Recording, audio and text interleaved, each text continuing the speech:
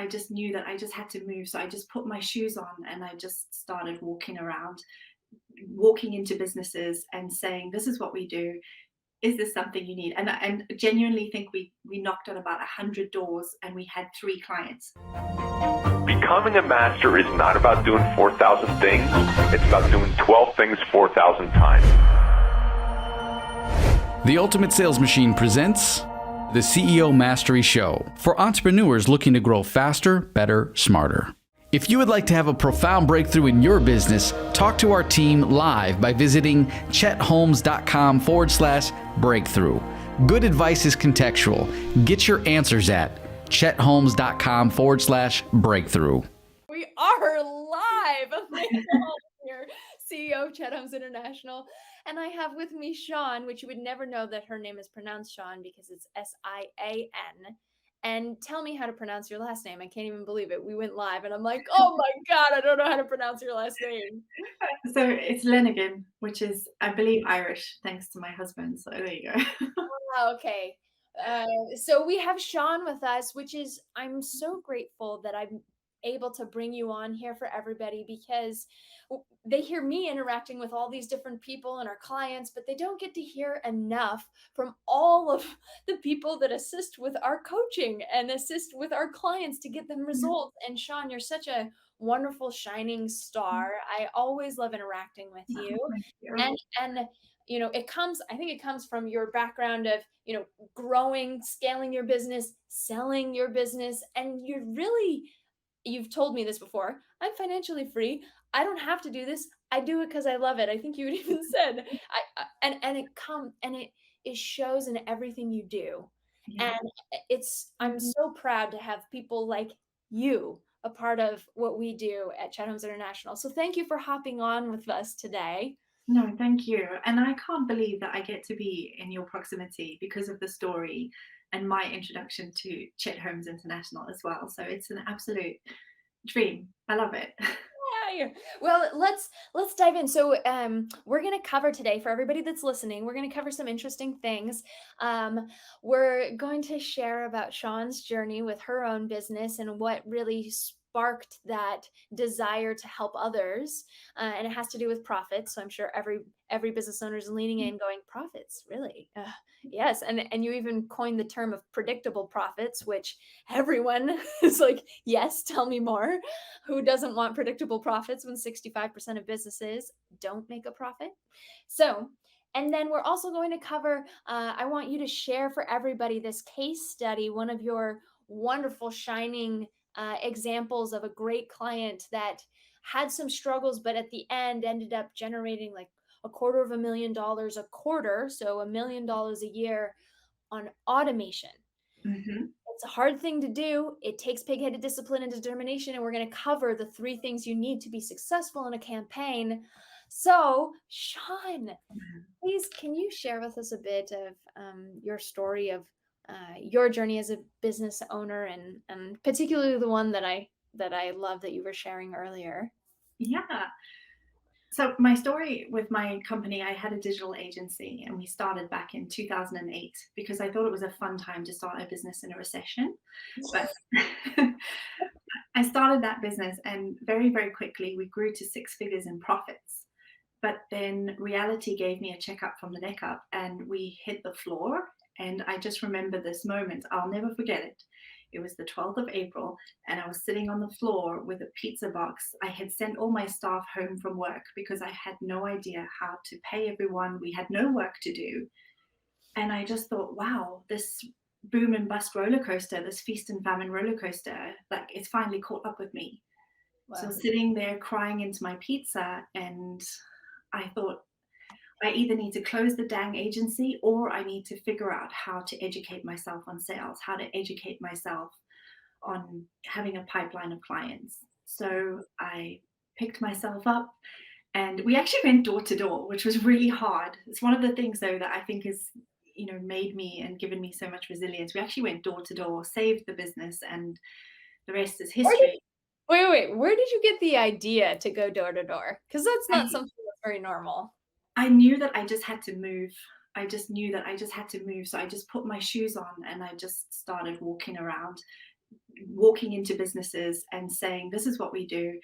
Is this something you need? And genuinely think we knocked on about 100 doors and we had 3 clients. So there's the 3% rule that we're talking about. Buyer's pyramid, yes. It was proven. Wow. So we literally, turned, and my husband had just come back from Afghanistan. So it was a really difficult, kind of thing to do. But we did it, and I've never looked back. So Wait, the pig-headed discipline of determination here. Hold on. For 100 doors to physically walk into them and knock on them. Yeah. I mean, that in itself speaks volumes to you. What was the drive at that time? Because was it partially because you had a team that you had to help keep the lights on for? And yeah, it was my team. I created jobs. I had people's mortgages resting on my shoulders. My husband was in the military. He was in the Marines, and he served in Afghanistan. So he was going to retire shortly after that. And I knew that I wanted to give us an extraordinary life. So I got really clear on what the hell I was doing this for. And it's something I go through with clients as well. I need to know, what are you doing this for? What are your goals? Why is this so important? Because you have to have a compelling future to pull you through when you need that pig-headed determination and discipline. So, just knowing what are you doing this for will get you through those tough times. But I decided after I said, okay, we've won a few clients here, we've plugged the holes in the boat. I decided that was the moment that I was going to fanatically educate myself about business. And I went and did an MBA, and I went to a Tony Robbins event, and that was where somebody gave me a copy of The Ultimate Sales Machine. Oh, I got chills. And I picked up this book and I read it, and I couldn't stop consuming it. And I just thought, I need to somehow make this my own. And so I created a core story for the business, and I created my own version of a Dream 100 campaign. And I had fallen into this kind of accidental niche of working with technology businesses, because I was really good at helping them take their features and benefits and turn it into a story and turn it into, good kind of marketing copy. So that was what I went with. So every month I would choose 100 businesses in a radius, and I would send them out a letter saying, these are the 7 mistakes tech businesses make on their websites. And I would follow up on LinkedIn, I'd follow up on email, and had this whole little campaign. And so every month I sent 100 businesses something in the mail and followed up. And it became a really fun game that out of 100, there was one month where I had sent Kit Kats and letters and everything. Kit Kats are irrelevant. It's just what was on sale at Costco. And it became a game to see how many responses I would get. And it became fun. And that one month, the Kit Kats landed with the letter, and this guy called me up and said, I can't believe your letter's arrived. I need someone to help us with our website, but I need it right now. So I jumped in the car, I drove out to him, and I came back with a purchase order for, I think it was like $60,000, equivalent of $60,000. So I joke about my $60,000 Kit Kat.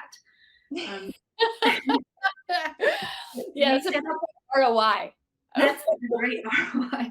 But we set up the system then, and it happened every single month, and something beautiful happened. I never had to worry where clients came from again. And that changed the business. It changed our lives. My husband's retired, and we bought our dream home, and business became fun, a lot more flow, and I got the whole marketing and sales thing finally. Can you share a bit of that transformation between what you were doing before, that was the feast or famine, versus the Dream 100 with an educational approach? The biggest shift that I can explain is, when you're a website design agency, for an example, you have to be there when people are looking for what you do. So you have to be there the moment that people are like, yeah, I need to do a website. I need a new website. So what happens is you're competing to get found by those people, and then you're competing with everyone else who wants to win that proposal. So I was in this bloody red ocean of competitiveness.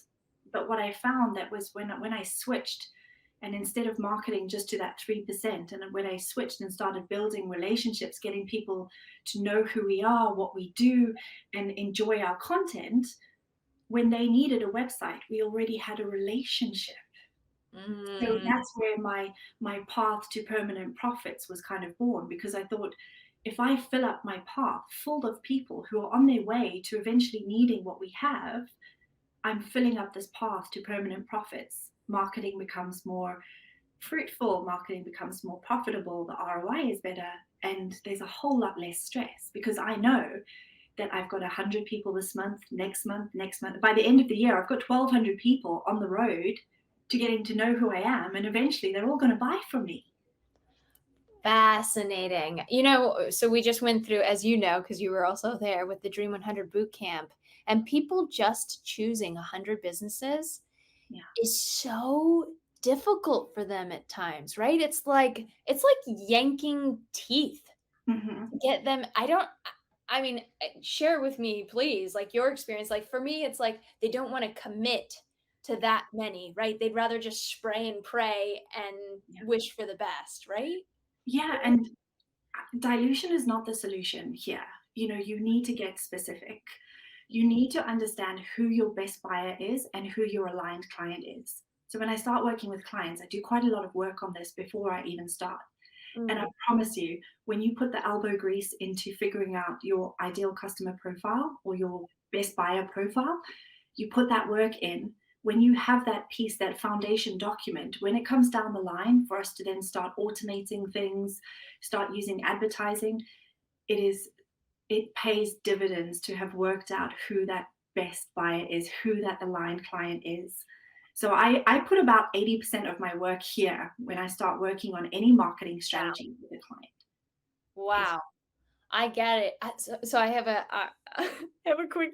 I know I'm interviewing you, but I have a really great story of this that just happened this morning. I'm going to share it really quickly. So, I love it. because we went through, I'm living the Dream 100 too, as I'm training everybody else on it, and we're seeing great results.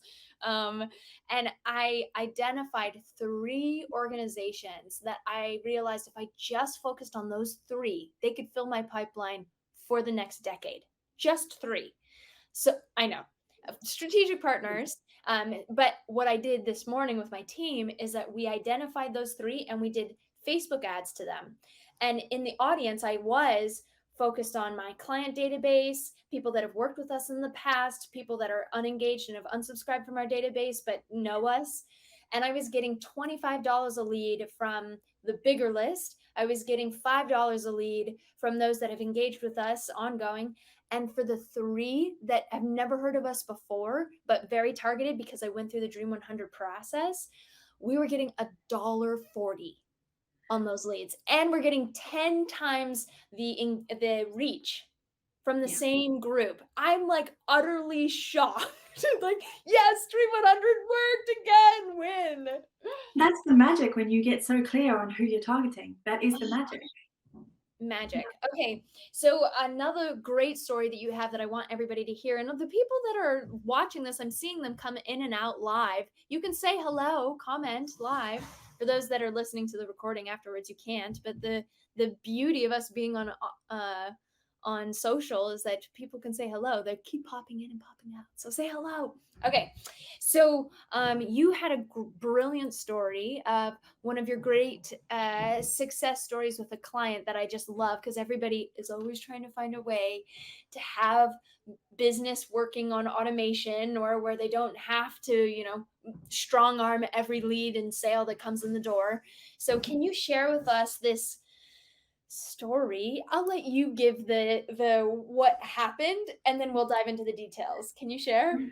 So, every client comes to me and says, I want more leads. I'm worried where my next client is coming from. And everyone says, what's the easiest, quickest way I can get clients? And the first thing I have to say is there's no quick, easy way. You have to put in the elbow grease and the pig-headed determination. So when you first of all figure out what works, and it's like it's taking one strategy and working on it and tweaking and testing things until you get that thing working. So I had a SaaS company that wanted to launch a new product into interior designers. And we first of all went out on LinkedIn and we started having conversations with designers to find out what are their pains, what are their problems. We then produced educational based content to help them solve those problems. From there, we said about the outbound reach. We said about the Dream 100 campaign, Okay. and we were bringing in clients. We were bringing in leads. So that took about 3 months for that, setting that up. But they We didn't then believe. They didn't believe that this would work for them, right? Yeah, they said this is not how we sell SaaS. This is not going to work. And I said, well, no, this is a brand new product to market, so no one's going to know what to search for. So there is no 3% that's searching for what you're selling right now. So we have to educate the market. We have to take them on a journey of getting to know us, what we do, and then eventually buy from us when they can see the benefit. Wow. So we did this whole outbound strategy, and it was fantastic because it started working. We were getting a lot of feedback. We were getting a lot of research. We then took everything and we then produced their path to permanent profit, and we designed the messaging, the lead magnet, the follow-ups, the campaigns, and we then put everything onto automation. And we were getting 15 new clients a month, and it was ending up about $250,000 in sales per quarter on automation. And it was just such a successful campaign that we've left that on evergreen, and then we've started. So I always say, try and create one pillar that works really well. When that's working really well, then you can start building another pillar and then another pillar, and that's how you scale your sales and marketing. But you got to get one thing working really, really well before you start adding new things. And don't get trapped in shiny object syndrome, and don't do something for a month and say that didn't work. It takes effort. And it did happen with that client, right? They said it wasn't working. Oh yes, they said, well, we don't think this is working, but they weren't tracking the right numbers. So I said, well, here's a KPI dashboard that I made for us earlier. And I said, this is how many leads are coming into our world every week. This is how many conversations we're having. This is how many are converting. So I think it's working. And they had to they had to have that humble pie. But now it's part of their ongoing strategy. And since then, we used Dream 100 to add a joint venture program to them. And now they've got multiple huge brands that are now joint ventures, now promoting their educational based content for us. Wow. Wait, so that's really fascinating. I was going to say something and then it left my brain. That's amazing. Friday. Something was like, oh, I really want to hear more about that.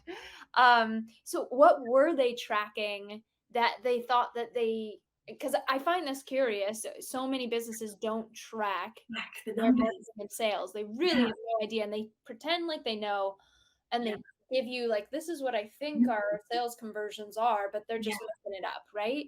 So were they tracking anything?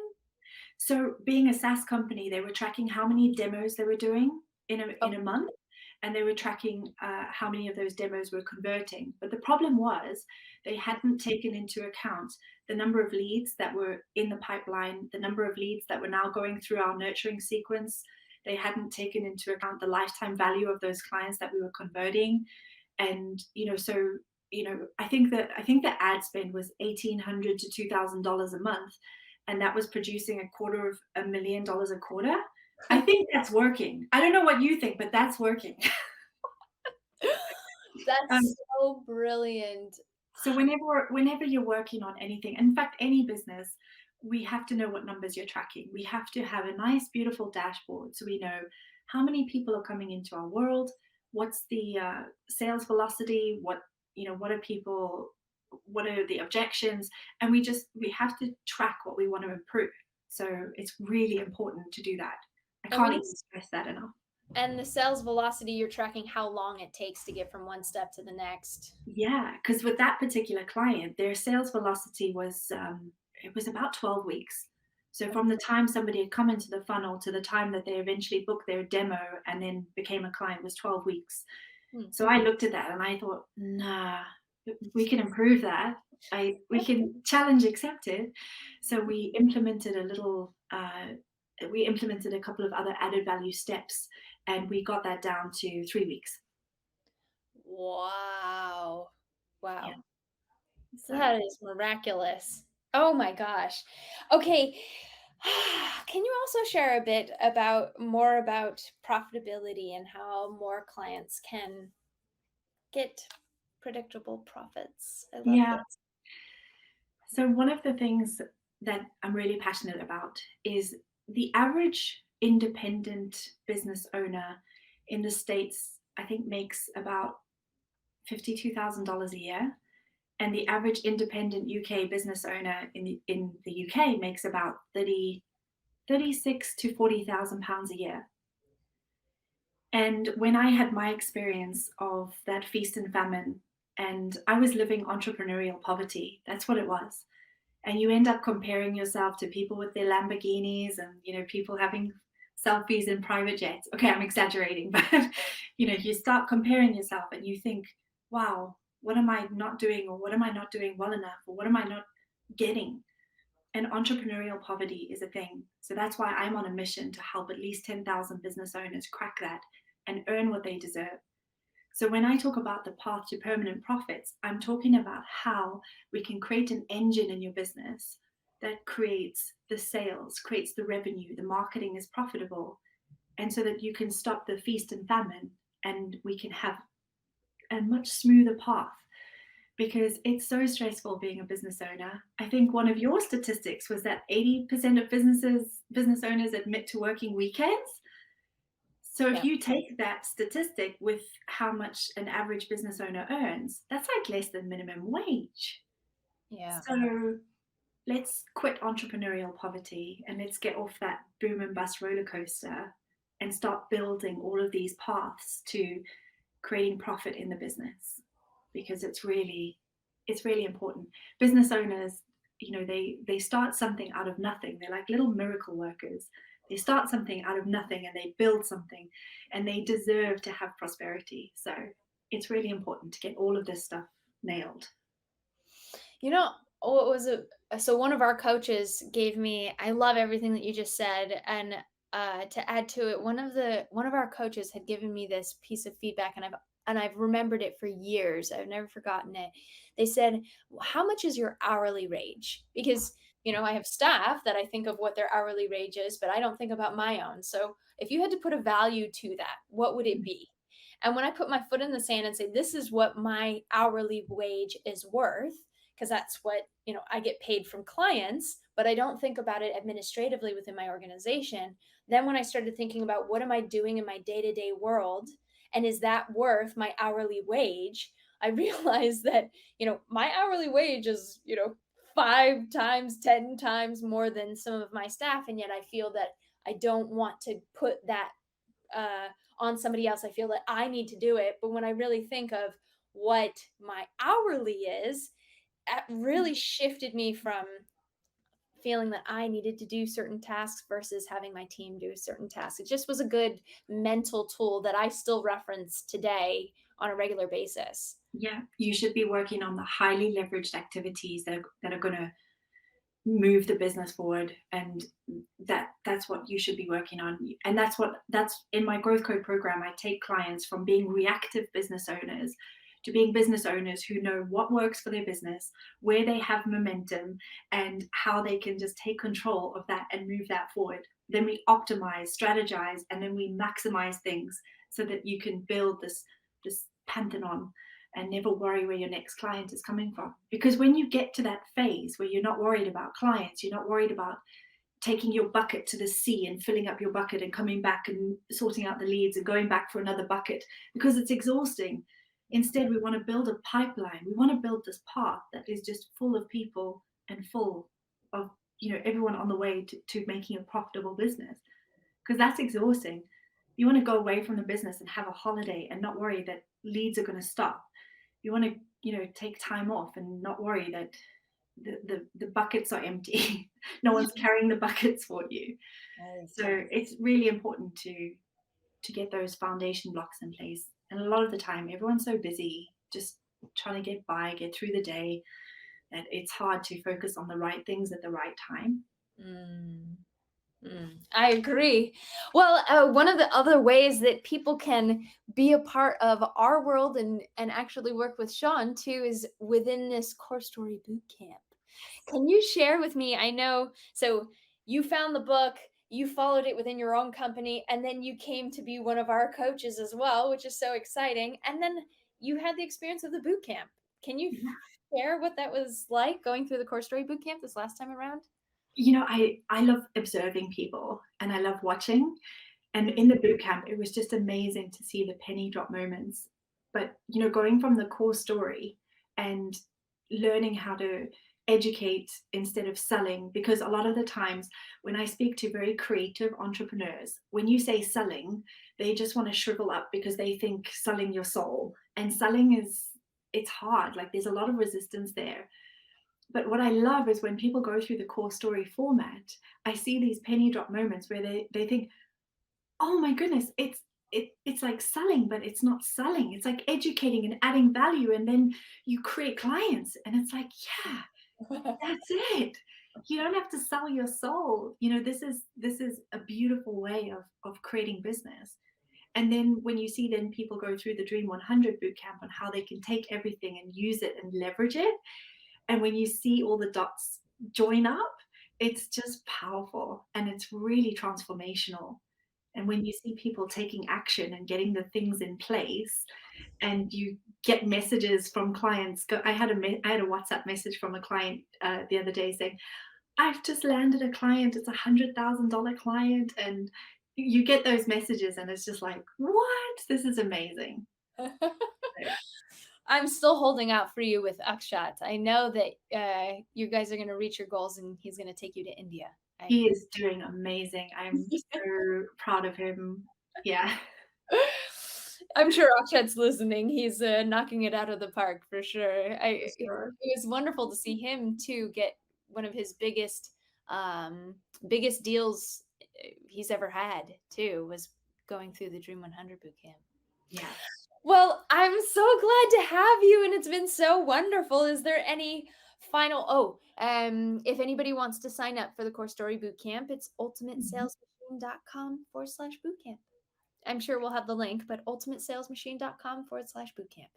So any last comments that you'd like to share with people that are listening or business owners that are listening? Last gems of wisdom from Shawn. I think it's really important to know that as a business owner, you've already got some success at doing what you're doing because you've reached this point. And it's really important to take stock for a second and have a look at where you have momentum in the business already and make sure that whatever those things are, that you're still doing them. Because I don't know why we tend to take medicine until we get better, and then we stop taking the medicine and wonder why things aren't working again. So wherever you have momentum, make sure that you keep at it. And when you say something's not working, well, it's not working. It's just because the data is telling you something that you don't like. So look at the data and then let's see what we need to tweak, test, and refine, and just make sure that you keep at it with pig-headed determination and discipline. Discipline! Yes! Oh, such a good takeaway. Thank you so much, Shawn. It's been an utter pleasure.